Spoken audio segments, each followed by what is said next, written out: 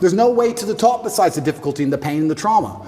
I'm really flabbergasted that there's men out here who still believe they're going to somehow become something of importance without it. Of course she broke your heart. Good, good, good. Good. I'm tired of people complaining and crying about it. That's the game. That's the life. You have to find the triggers in people.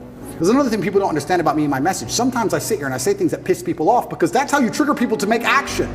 I have often written emails or done videos to, especially to men when I want to help men, to piss them off. You're a loser.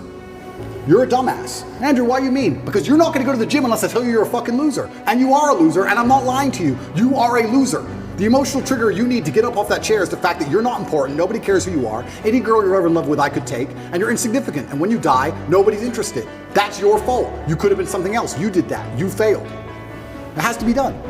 You have to be a master communicator, and sometimes that involves also insulting people. You have experience. If you're inexperienced to anything, whether it's hunting, figure skating, girls, you're gonna suffer. You need experience, and experience is exceptionally important. Also as a man, especially when you're young, you're gonna get your heart broken a bunch of times. Some bigger, older, richer dude's gonna take that chick. And you need to get used to that pain. So you need to get through it. So I do think it's a necessary part of being a man, but you don't want to be led by it. There has to become a point where you go, you know what, I'm versed enough.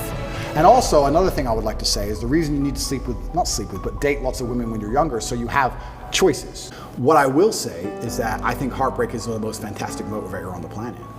When a lot of men message me and say they're heartbroken, I think that is the most fantastic mindset to be in to achieve things. Because there is that degree of revenge, and there is that degree of vengeance, and that can only be achieved through being so successful, so monumentally important that she can't forgive you. And also, you cannot even sleep, you can't even concentrate, like your whole mind's a mess. That's the perfect time to train. I know what you're saying. I don't think I've been through a particularly bad heartbreak.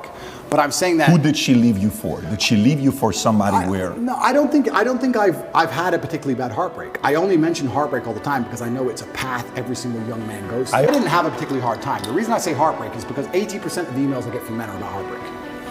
I think that most men, especially young men in the world today, are getting their hearts broken. And when you're saying who they're leaving for the millionaire who hits them up on Instagram. The women who love me are waiting for me.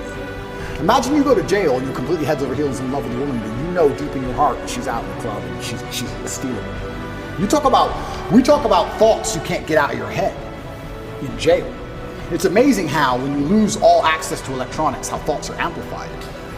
Most of us sitting here, you've never been without a phone or without a laptop or without a computer for 93 days. You'd be amazed how loud you can think. You'd be amazed how vivid your mind is. I learned that. If you had the nagging thought in your head, I loved her, she cheated on me before, maybe she cheated again, she hasn't written me in 3 days, and then plus jail. That's why they're all crying.